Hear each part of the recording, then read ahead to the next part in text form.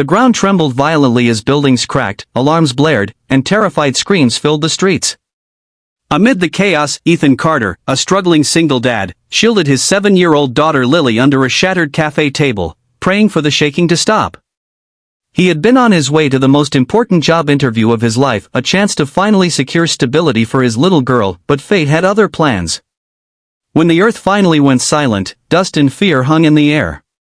Ethan's phone buzzed with desperate messages. His interview had been postponed, the office building damaged.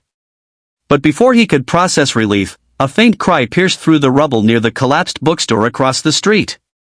"Help! Somebody, please!" Ethan turned toward the voice, heart pounding.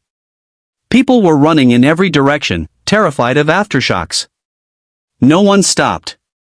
But Ethan couldn't ignore that desperate sound. He looked at Lily, trembling in his arms. "Stay right here, sweetheart. Daddy will be back," he promised. He sprinted toward the ruins, pushing away fallen debris with bleeding hands. Beneath a cracked beam, he found a woman unconscious, trapped from the waist down. Dust covered her face, but he could see her faintly breathing. "Hang in there!" Ethan shouted, trying to lift the beam. It wouldn't budge. He screamed for help, but no one came. So he used everything he had, leverage from a broken sign, the strength of pure will, and finally, after minutes that felt like hours, freed her leg and carried her out into the light. Her pulse was weak, but steady. Ethan laid her on the sidewalk, tore his own shirt to bandage her bleeding forehead, and whispered, "You're safe now. You'll be okay." He didn't know it then, but saving that stranger would change everything. Hours passed. The city was in chaos, sirens, dust, and broken hearts everywhere. Ethan couldn't go back to the interview even when the company texted about rescheduling.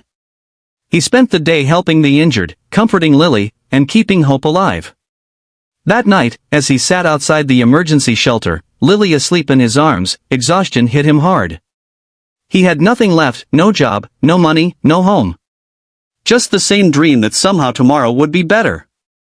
The woman he saved was taken away by paramedics earlier. He didn't even know her name. Still, he prayed for her. "Please, God, let her live," he whispered into the cold night. The next morning, as Ethan tried to calm Lily, who missed her bed and her toys, a black car pulled up in front of the shelter. 2 men in suits stepped out. "Are you Ethan Carter?" one asked. Ethan hesitated, afraid something was wrong. Then the rear door opened, and the woman he'd saved stepped out, her leg in a brace, but alive and radiant. Her eyes glistened as she walked toward him. You saved me," she said softly. "I've been looking for you." To his surprise, her office door was open. She looked fresh, professional again, as if last night had never happened. But when their eyes met, she gestured for him to come in. "Ethan," she said quietly, "thank you for last night. I owe you an apology, and probably more than that." He shook his head. "You don't owe me anything, ma'am. I just wanted to make sure you were safe." Her expression softened. "Still, I said some things I meant, even if I shouldn't have said them then. You're a good man, and a good father. I've been thinking about that a lot today." Ethan shifted awkwardly. "Just trying my best." "I know," she said. "And I also know how hard it is when you're doing it alone." He looked up, surprised. Claire continued, her voice gentler now. "My father raised me by himself. I used to think success was about being the best. But lately, I think I lost sight of what really matters." For a moment, there was silence. Two people, so different, yet both broken in quiet ways, seeing a reflection of each other. Then Claire took a breath.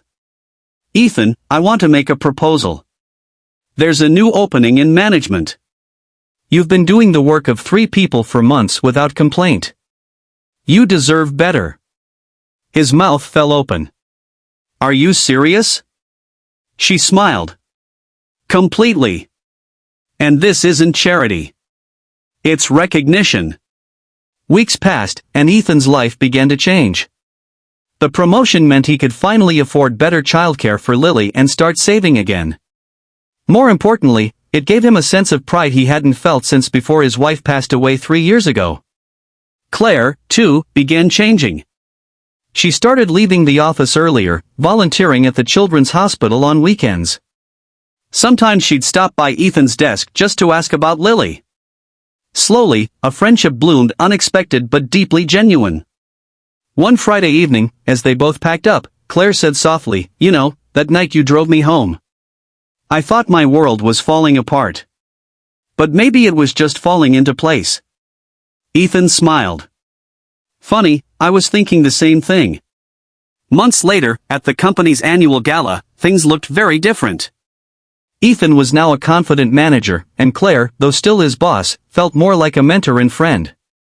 When she took the stage to speak, she looked out over the crowd and said, "Sometimes, the people who change our lives the most aren't the ones above us, but the ones beside us, who show us grace when we least deserve it." Her eyes met Ethan's across the room. And in that moment, everyone clapped, unaware of the quiet story between them, the night a single dad drove his drunk boss home and reminded her, and maybe himself, what kindness truly means. Because sometimes, the smallest act of decency can rewrite two broken lives.